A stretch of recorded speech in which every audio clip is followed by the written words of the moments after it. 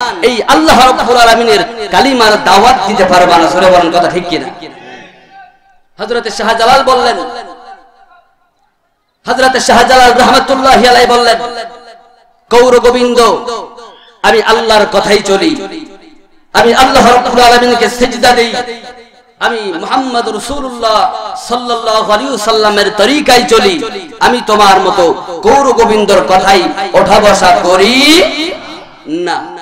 গৌর গোবিন্দ বলতেছে ব্যাপারটা তো ভেজাল, কি করে ওরে থামানো যায়? পরামর্শ সভা ডেকে যুদ্ধের ডাক দিয়ে দিলেন, শাহজালালের সাথে যুদ্ধ হবে।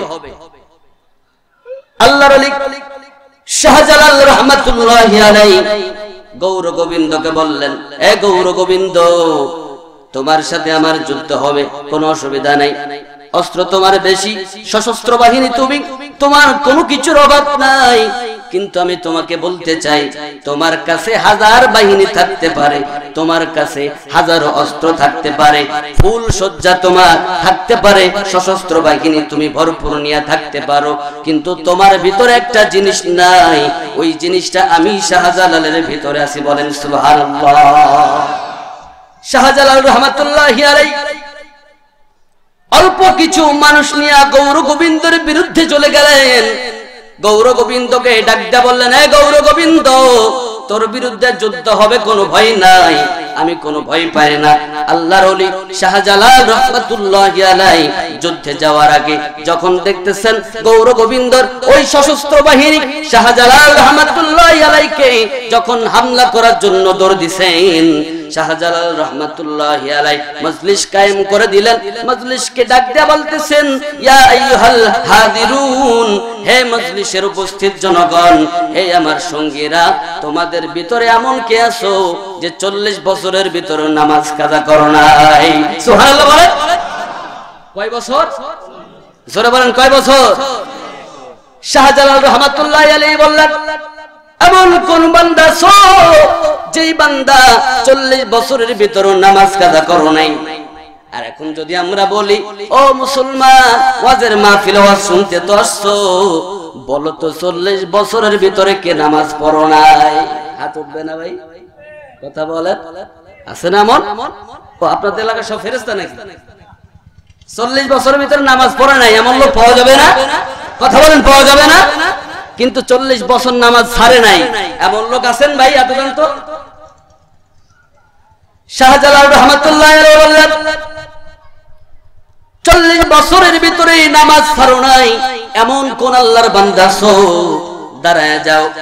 নাসিরউদ্দিন নামে এক আল্লাহর বান্দা লাব্বাইক বলে দাঁড়ায় গেলেন, বললেন, লাব্বাইক ইয়া শাইখুনা, লাব্বাইক, ও লাব্বাইক শাইখ রে, আমি 40 বছরের ভিতরে কোনদিন নামাজ ছাড়ি নাই, তাকবীরে উলা ছাড়ি নাই। আল্লাহর ওলি শাহজালাল রাহমাতুল্লাহি আলাইহি বললেন, ওই যে দেখো গৌর গোবিন্দর সশস্ত্র বাহিনী আমাদের দিকে ধেয়ে আসতেছে, ও নাসিরউদ্দিন, তোমার এই পবিত্র কণ্ঠ দিয়া আল্লাহ রাব্বুল আলামিনের নামের তাকবীর দাও, ওই তাকবীরের কারণেই আমাদের বিজয় হয়ে যাবে।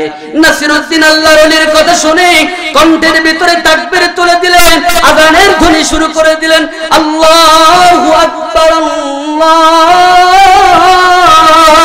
আল্লাহু আকবার,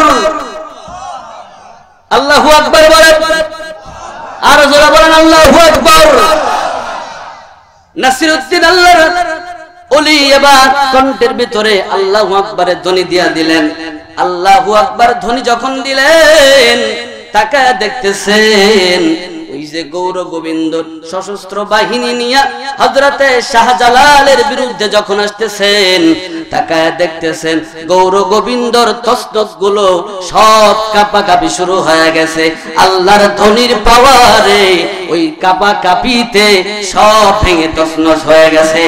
আল্লাহু আকবার। আল্লাহু আকবার ধ্বনির পাওয়ার আছে না নাই ভাই? জোরে বলেন। তাহলে বদরের যুদ্ধে লোক ছিল কম, পাওয়ার ছিল আল্লাহু আকবার। জোরে বলার কথা ঠিক কিনা?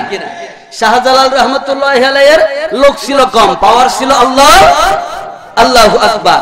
এখন আমাদের যদি লোক কম হয় তাহলে আমাদের পাওয়ার কি হবে ভাই? কথা বলেন, কথা বলেন। আমাদের পাওয়ারও একটাই হবে।